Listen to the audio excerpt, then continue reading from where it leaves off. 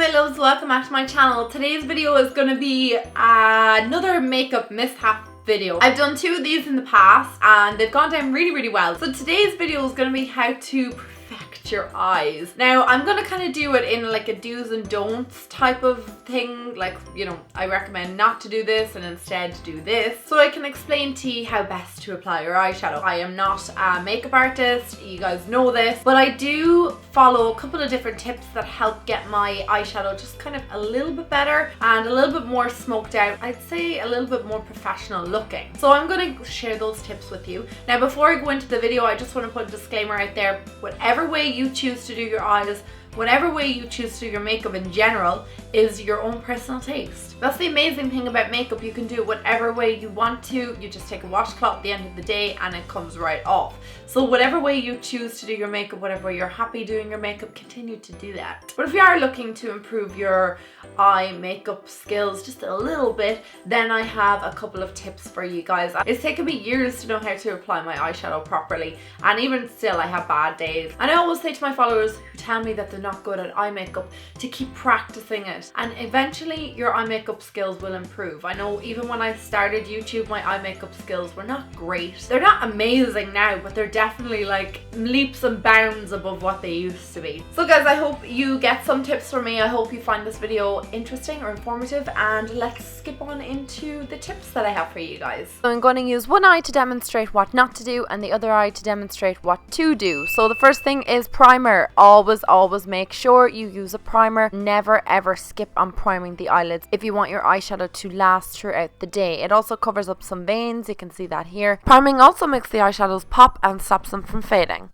Next step is optional, but if you do find that when you put your eyeshadow on over your primer it kind of skips, I recommend setting it with a translucent powder, and that's just what I'm doing here. I'm going to move on to brushes. Brushes are your lifesaver when it comes to applying your eyeshadow properly, and honestly you can get away with any eye look with just these 5 brushes. So we've got the big fluffy dome brush, we've got the big tapered crease brush, a smaller tapered crease brush, a smudger brush, and a flat shader brush. Don't get bogged down with the names. I will write them all down below and I will link a couple of options for these brushes.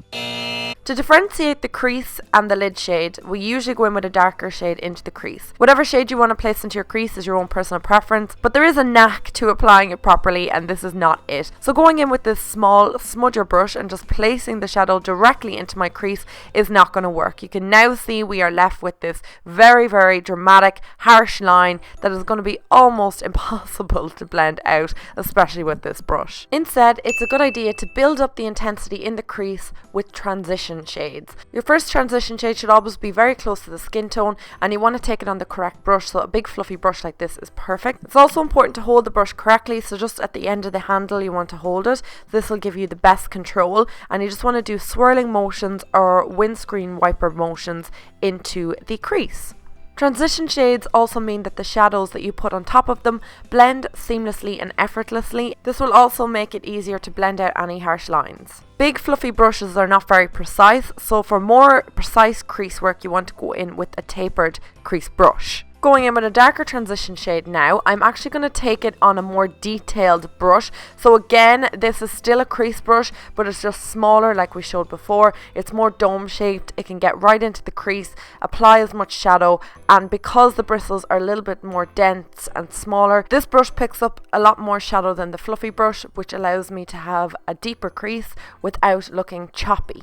How many transition shades or crease shades that you use is up to yourself. It's usually best to have a light, medium, dark shade. So if you're doing a purple eye or a green eye, that you have a light, medium and dark of your particular colour scheme that you're going for on the eye. So right now I'm just deepening up my crease even further before I apply in the darkest shadow. So again, like I said, you can go with 2 transition shades. For this look I'm using 3. I'm just showing you the technique. It's not really about the eye look in the end, because it's just not going to be that flattering in this video. Now after building up the crease, I can finally go in with that darker shade and apply it with the same type of brush that we've been applying the crease shades with all along. You can just wipe it off in between, or you can have multiples of this particular brush if you so wish. It's a combination of having a good primer and transition shade. This darker shade goes on a lot better into the crease. It's not as choppy and it's much easier to blend out because we have built up the crease and we're also using the correct brush.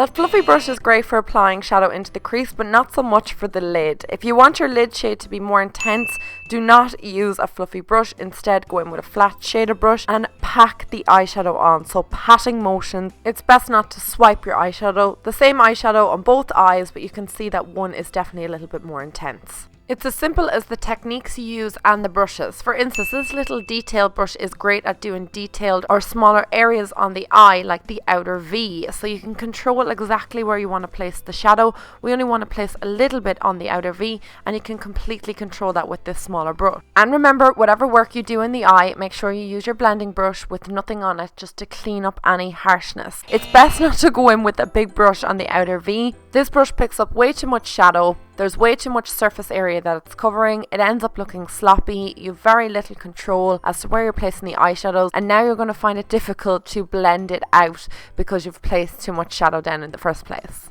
The lower lash line can really tie in a whole eyeshadow look, so be careful with what shadows you place on the lower lash line. Using one of your transition shades is always a great option, and using a small smudger brush to apply it underneath the lower lash line is a great technique. Now, this step is not necessarily wrong, but it's just not what I recommend. Applying something too light, or a shadow that's too light and shimmery, it can really make your eyes look quite tired, in fact. Likewise, applying black all the way underneath your lower lash line can make your eyes look a bit weighed down and heavy. If you are applying a black to the lower lash line, stick with the outer third. This will actually give a whole lift to the eye.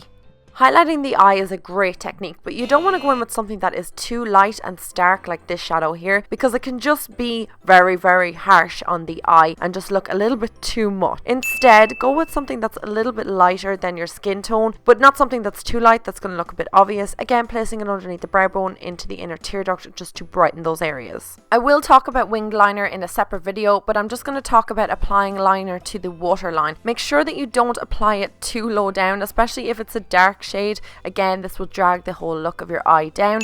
Instead, place it just straight into the waterline. Be careful if you do apply that pencil liner to the upper lash line, just it can skip and drag. This can just make your eyeshadow look a little bit messy and not as put together as we want. So I will go over in another video how to create that perfect wing with your eyeliner.